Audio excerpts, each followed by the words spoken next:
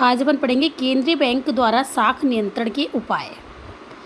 देखो, केंद्रीय बैंक का जो मुख्य कार्य होता है वो एक तो नोट निगर्मन करने का होता है और दूसरा साख पर नियंत्रण करना होता है, क्योंकि साख पर नियंत्रण केंद्रीय बैंक ही कर सकता है। साख का मतलब है ना तो देश में ज़्यादा मुद्रा हो और ना ही देश में मुद्रा की कमी हो, यानी ना तो मुद्रा स्फीति होनी चाहिए कि बहुत ज़्यादा मुद्रा स्फीति हो जाती है तो भी देश के लिए घातक होती है, और मुद्रा संकुचन हो जाता है तो भी घातक होता है। अब आप कहोगे मुद्रा स्फीति क्या होती है, तो मुद्रा स्फीति वह होती है जब मुद्रा की मात्रा में क्या हो जाती है, वृद्धि। तो लोगों के पास, सबके पास मुद्रा हो जाएगी तो लोग मुद्रा की वैल्यू ही नहीं समझते। तो ऐसी स्थिति में जब मुद्रा स्फीति होती है तो मुद्रा की मात्रा में वृद्धि होती है और मुद्रा की कीमत, किसकी, मुद्रा की कीमत क्या हो जाती है, कम हो जाती है। तो वस्तुएं भी कैसी हो जाती हैं उस पीरियड में, महंगी हो जाती हैं। अब आप कहोगे कैसे महंगी होंगी, क्योंकि सबके पास रुपया है, सब उसको खरीदना चाहते हैं, लेकिन मार्केट में इतना उत्पादन नहीं होता है। इतना उत्पादन नहीं होता है तो लोग, उत्पादनकर्ता उस वस्तु की कीमत को क्या कर देते हैं, बढ़ा देते हैं, और बढ़ाने के कारण मुद्रा, इस वस्तु की कीमत कैसी हो जाती है, ज़्यादा हो जाती है। ठीक है ना। और मुद्रा संकुचन कौन सी स्थिति होती है, जब मुद्रा की मात्रा में कमी हो जाती है, जब मंदी होती है, जब मुद्रा की मात्रा में सबके पास कमी हो जाती है, मुद्रा ही नहीं है देश में, मुद्रा नहीं है तो मुद्रा की वैल्यू कैसी हो जाती है, बढ़ जाती है। आज की स्थिति कैसी है, मंदी की है, सब मुद्रा के लिए भाग रहे हैं। मुद्रा की कितनी कीमत है उस पीरियड में, तो मुद्रा की कीमत क्या हो जाती है, बढ़ जाती है। ठीक है ना। और वस्तुओं की कीमतें क्या हो जाती है, कम हो जाती है। क्यों कम हो जाती है, मार्केट में लोग खरीदने को ही तैयार नहीं है, लेकिन उत्पादनकर्ता अपने उस उत्पाद को बेचना चाहता है, और उत्पाद को बेचने के कारण वो अपनी वस्तु की कीमत को क्या करता जाता है, कम करता जाता है। अब दोनों ही स्थिति आपने पढ़ी।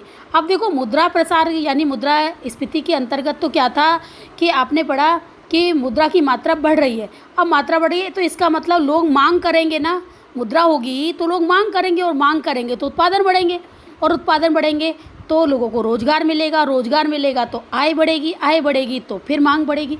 तो मुद्रा स्फीति तो कैसी होती है, सही स्थिति होती है। मुद्रा स्फीति 4 प्रकार की होती है, रैंक कर चलने वाली, धीरे धीरे चलने वाली, और फिर दौड़ने वाली, और सरपट दौड़ने वाली। तो यहाँ पर धीरे धीरे चलने वाली जो मुद्रा स्फीति होती है वह सही होती है। तेज़ दौड़ने वाली मुद्रा स्फीति भी देश के लिए घातक होती है। ठीक है ना। अब मुद्रा संकुचन के समय तो लोगों के पास मुद्रा ही नहीं है, उत्पादनकर्ता भी अपने पहले वाले उत्पादन को ही कम कीमत पर बेच रहा है, क्योंकि उसको पता है कि मेरा पहले नहीं बिका तो वो और ख़राब हो जाएगा, मेरी पूंजी अवरुद्ध हो जाएगी। तो पहले का ही माल पड़ा हुआ है तो लोगों को उल्टा रोजगार से हटाना चालू कर देगा। लोग रोजगार में ही नहीं लगे होंगे तो उनकी आय भी नहीं होगी। तो मुद्रा संकुचन तो और भी घातक स्थिति है। तो देश में ना तो मुद्रा प्रसार हो और ना ही मुद्रा संकुचन हो। तो ऐसी स्थिति पर काबू पाने के लिए सरकार क्या करती है, तो सरकार जो करती है वो केंद्रीय बैंक जो है, यानी केंद्रीय बैंक साख पर नियंत्रण करती है। और साख पर नियंत्रण कितने प्रकार से होते हैं, 2 प्रकार से होते हैं। कौन कौन से हैं, एक तो मात्रात्मक उपाय है और दूसरा कौन सा उपाय, गुणात्मक उपाय है। मात्रात्मक उपाय को ही परिमाणात्मक उपाय भी कहते हैं। ये कौन कौन से हैं, बैंक दर नीति, खुले बाजार की क्रियाएं, CRR में परिवर्तन, CRR का मतलब कैश रिजर्व रेशो, नगद कोषा अनुपात, SLR में परिवर्तन, वैधानिक तरल कोषा अनुपात, ये होता है। और गुणात्मक उपाय के अंतर्गत चयनात्मक साख नियंत्रण, साख की राशनिंग, नैतिक दबाव, प्रचार, प्रत्यक्ष कार्यवाही। अब मैं आज आपको मात्रात्मक उपाय बताऊंगी, कल मैं आपको गुणात्मक उपाय बताऊंगी। आज आपको मैं बता रही हूँ कि मात्रात्मक उपाय यानी बैंक दर नीति। आज आप देखो, यदि वो आपको चार्ट के लिए ही बोलता है तो सिर्फ आपको ये चार्ट ही बनाना पड़ेगा। चार्ट भी 4 नंबर का आता है, लेकिन इसको यदि थ्योरी रूप में, बड़े बड़े रूप में भी पूछ सकता है। वो 6 नंबर की क्वेश्चन में पूछेगा तो आपको ये है, दोनों ही इसके वो करने पड़ेंगे। दोनों का मतलब दोनों ही उपाय लिखने पड़ेंगे आपको, मात्रात्मक उपाय और गुणात्मक उपाय। ठीक है ना। और यदि वो सिर्फ आपसे मात्रात्मक उपाय ही पूछ रहा है तो आपको सिर्फ मात्रात्मक उपाय, जैसे 4 नंबर के क्वेश्चन में उसने क्या दे दिया, मात्रात्मक उपाय, तो मात्रात्मक उपाय में आपको इन चारों के वर्णन करने पड़ेंगे। और यदि उसने गुणात्मक उपाय बोला तो गुणात्मक उपाय में आपको इनके वर्णन करने पड़ेंगे। अभी तो मैंने आपको क्या बताया है, चार्ट बताया है। ठीक है ना। अब जैसे कि ये वाला क्वेश्चन है कि केंद्रीय बैंक साख पर नियंत्रण कैसे करता है, तो निबंधात्मक क्वेश्चन है, इसलिए आपको ये याद करना है। तो देश में मुद्रा की पूर्ति के परिमाण और साख की मात्रा दोनों को नियंत्रित करने का कार्य किसका होता है, केंद्रीय बैंक का होता है। देश में मुद्रा की मात्रा और उसका चलन वेग प्रत्यक्ष रूप से मुद्रास्फीति एवं मुद्रा संकुचन को प्रभावित करता है। मैंने आपको मुद्रास्फीति और मुद्रा संकुचन के बारे में पहले ही बता दिया है। देश का केंद्रीय बैंक मुद्रा प्रसार एवं मुद्रा संकुचन दोनों पर नियंत्रण रखता है। तो केंद्रीय बैंक मुद्रा प्रसार और संकुचन पर नियंत्रण कैसे करता है? मात्रात्मक एवं गुणात्मक उपाय के द्वारा। अब मात्रात्मक उपाय कौन कौन से हैं? तो ये उपाय केवल साख की मात्रा पर ही विशेष ध्यान देते हैं, ना कि साख की दिशा पर। साख की दिशा पर जो उपाय बताएंगे वो गुणात्मक उपाय, और जो मात्रा पर ध्यान दे रहे हैं वो कौन सी उपाय हैं? मात्रात्मक उपाय।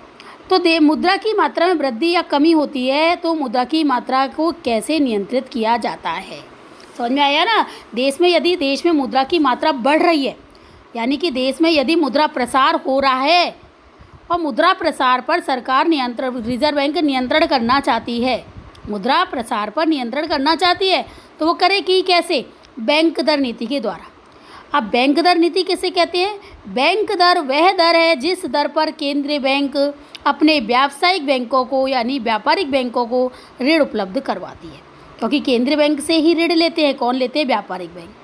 अब यदि ये दर है, अब ये देखो कि बैंक दर यदि अधिक होगी, जैसे कि 15% है, ये मान के चलो, और 15 से 20% हो जाती है बैंक दर, तो ऋण कैसे हो जाएंगे? महंगे हो जाएंगे। 15 से 20% हो जाएगी तो कैसे हो जाएंगे? महंगे। और 15 से 10% हो जाएगी तो ऋण कैसे हो जाएंगे? सस्ते हो जाएंगे। तो यानी कि बैंक दर यदि बढ़ जाती है तो मुद्रा प्रसार पर नियंत्रण होता है। क्यों? क्योंकि ऋण कैसे हो जाएंगे? बैंक दर बढ़ने पर ऋण महंगे हो जाएंगे, तो व्यावसायिक बैंक कम ऋण लेंगी। व्यावसायिक बैंक कम ऋण लेंगी तो जनता को भी कम ऋण लेना पड़ेगा, क्योंकि महंगे होने के कारण। तो जिससे कि लोग ऋण नहीं लेंगे तो मार्केट में मुद्रा भी कम पहुंचेगी। तो मुद्रा प्रसार पर नियंत्रण करने के लिए बैंक दर को क्या करना पड़ता है? बढ़ाना पड़ता है। और यदि देश में मुद्रा संकुचन की स्थिति पर नियंत्रण करना है तो उस मुद्रा संकुचन के अंतर्गत तो मुद्रा में कमी हो रही है मार्केट में, और मुद्रा में कमी हो रही है तो मार्केट में मुद्रा को पहुँचाना है।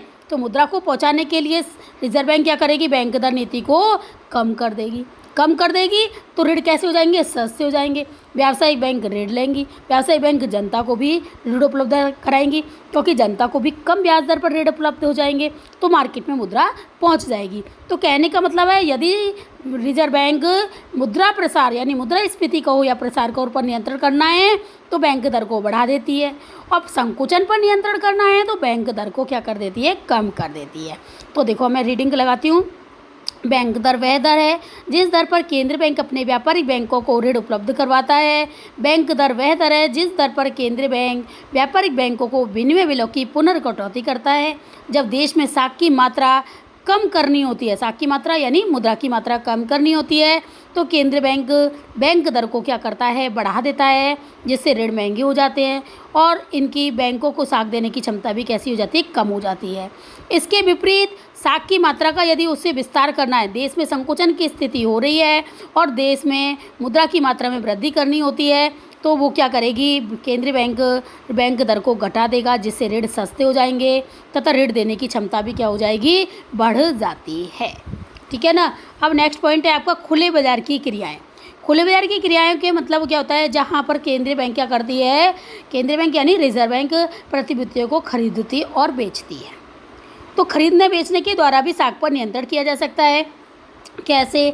यदि मुद्रा प्रसार हो रहा है, तो यानी कि देश में मुद्रा बहुत ज़्यादा हो रही है और मुद्रा प्रसार पर नियंत्रण करना है, तो मार्केट से मुद्रा को रिजर्व बैंक खींचना चाहेगी। और मार्केट से मुद्रा को रिजर्व बैंक कैसे खींचेगी? कि वो प्रतिभूतियों को बेचना प्रारंभ कर देगी। तो इससे व्यावसायिक बैंक क्या करेंगे?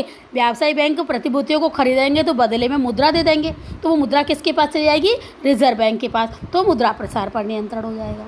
और यदि देश में मुद्रा संकुचन की स्थिति हो रही है और संकुचन पर नियंत्रण करना है, और तो केंद्रीय बैंक मार्केट में क्या पहुंचाना चाहती है? मुद्रा पहुंचाना चाहती है। तो प्रतिभूतियों को व्यावसायिक बैंकों से केंद्रीय बैंक खरीदना चालू करेगी। जब कोई खरीदता है तो बदले में क्या देता है? मुद्रा। तो रिजर्व बैंक ने क्या खरीदा? प्रतिभूति खरीदी, तो बदले में उसके पास क्या आ गई? मुद्रा आ गई व्यावसायिक बैंकों के पास। व्यावसायिक बैंक जनता को दे देंगे। इस प्रकार से खरीद फरोख्त के द्वारा यानी खरीदने बेचने के द्वारा भी मुद्रा प्रसार और मुद्रा संकुचन पर यानी कहने का मतलब है साख पर क्या कर सकती है? नियंत्रण कर सकती है। तो देखो केंद्रीय बैंक द्वारा सरकारी प्रतिभूतियों को खरीदने बेचने की क्रिया को खुले बाजार की क्रियाएं कहते हैं। जब अर्थव्यवस्था में साख की मात्रा कम होती है यानी संकुचन हो रहा है तो केंद्रीय बैंक नियंत्रण करना चाहता है, तो केंद्रीय बैंक अपने पास संचित प्रतिभूतियों को वाणिज्य बैंकों को क्या करना प्रारंभ करेगा, बेचेगा। ठीक है ना, कम करना है ना, उसको मात्रा को कम करना है, प्रसार की स्थिति हो रही है और उसको साख की मात्रा को क्या करना है, कम करना है, तो बेचेगा व्यवसायी बैंकों को। तो व्यवसायी बैंक कुछ खरीदेंगे तो उसके बदले में क्या देंगे, मुद्रा। मुद्रा कहाँ पहुँच गई, रिजर्व बैंक के पास। तो ठीक है ना, तो प्रारंभ कर देती है, जिससे वाणिज्य बैंकों के नगद कोष में क्या हो जाती है, कमी हो जाती है और साख की मात्रा कम हो जाती है। इसके विपरीत यदि केंद्रीय बैंक सरकारी प्रतिभूतियों को खरीदती है यानी कि खरीदती है तो बैंकों के पास नगद कोषों में क्या हो जाएगी, वृद्धि हो जाएगी। यानी कि यदि संकुचन पर नियंत्रण करना है और मार्केट में मुद्रा पहुंचानी है तो वो खरीदना चालू कर देगी। कौन खरीद रहा है अब, केंद्रीय बैंक। अब केंद्रीय बैंक खरीदेगा तो बदले में मुद्रा देगा, मुद्रा वाणिज्यिक बैंकों के पास आएगी, वाणिज्यिक बैंकों से जनता के पास आ जाएगी और जिससे नगद कोषों में वृद्धि हो जाती है यानी वाणिज्यिक बैंकों के पास नगद कोष ज़्यादा हो जाएंगे तो इससे बैंक क्या देंगे, ऋण देंगे। इस प्रकार से खुले बाजार की क्रियाओं के द्वारा भी साख पर नियंत्रण किया जाता है। तरल कोषानुपात यानी SLR केंद्रीय बैंक के तरल कोषानुपात के द्वारा भी साख पर नियंत्रण करती है, क्योंकि सभी व्यावसायिक बैंकों को अपनी कुल जमा का एक निश्चित अनुपात धनराशि के रूप में किसके पास जमा करना पड़ता है, केंद्रीय बैंक के पास जमा करना पड़ता है और इसे तरल कोषानुपात कहते हैं। यानी कि जैसे 15% जमा करते थे, अब यदि 20% जमा करना चालू कर दिया तो ज़्यादा जमा कराएगा, तो इसका मतलब क्या हुआ, यानी 20% जमा करवाया तो व्यावसायिक बैंकों के पास 1 लाख रुपया था, जिसमें से यदि वो 15,000 रुपये पहले जमा करवाते थे, अब 20,000 रुपये जमा करवाना चालू किया तो 80,000 रुपये मार्केट में दिया और पहले 15% जमा कर रहे थे तब कितना दे रहे थे, 85,000। यानी ये दर बढ़ जाती है तो ऋण कैसे, तब मार्केट में मुद्रा कम पहुंचती है। तो जब यानी कि साख पर नियंत्रण करना है, मुद्रा प्रसार पर नियंत्रण करना है तो तरल कोषानुपात को क्या कर दिया जाता है, बढ़ा दिया जाता है। ठीक है ना, और जब इस पर को बढ़ाना होता है यानी मार्केट में मुद्रा पहुंचानी होती है तो तरल कोषानुपात को क्या कर दिया जाता है, कम कर देता है। ऐसे ही तो इसको पढ़ रही हूँ, केंद्रीय बैंक तरल कोषानुपात के द्वारा भी साख पर नियंत्रण रखता है। सभी व्यापारिक बैंकों को अपनी कुल जमा का एक निश्चित अनुपात धनराशि केंद्रीय बैंक के पास जमा रखनी होती है, जिसे तरल कोषानुपात कहते हैं। जब केंद्रीय बैंक साख का विस्तार करना चाहती है तो SLR को कम कर देती है और इसके विपरीत SLR को बढ़ाती है तो साख का क्या हो जाता है, संकुचन हो जाता है। यानी कि देश में यदि संकुचन करना है, मात्रा को कम करना है, मार्केट में से मुद्रा को कम करना है तो यानी प्रसार पर नियंत्रण करना है तो SLR को बढ़ाएगी, संकुचन पर नियंत्रण करना है तो SLR को कम कर देगी। कम करने से मार्केट में ज़्यादा मुद्रा पहुंचेगी। ऐसे ही नगद कोषानुपात है, बैंकिंग विधान के अनुसार अब बैंकों को अपनी कुल जमा का एक निश्चित अनुपात तरल रूप में रखना होता है, क्योंकि कभी भी कोई ग्राहक अपने पास लेने आ सकता है बैंकों के पास। यदि ये ज़्यादा प्रतिशत होगा यानी कि 1 लाख में से 20,000 वो अपने पास रखेगी तो 80,000 रुपये उधार देगी, और यदि 20 की जगह 25 रखना अपने पास चल कर देगी तो उल्टा 75,000 देगी। तो यानी CRR भी बढ़ने पर साख पर नियंत्रण होता है। CRR बढ़ गई तो मुद्रा प्रसार पर नियंत्रण होगा, CRR कम हो गई तो संकुचन पर नियंत्रण होगा, कम होगी तो मार्केट में ज़्यादा वो पैसा देगा। समझ में आया ना। अब मेरा कहने का मतलब है यदि CRR और SLR को बढ़ा दिया जाता है तो मुद्रा प्रसार पर नियंत्रण होता है, CRR और SLR को कम कर दिया जाता है तो संकुचन पर नियंत्रण होता है। आज मैं इतना पढ़ाऊँगी, इसको अच्छे से समझ लेना, कल मैं गुणात्मक उपाय पढ़ाऊँगी।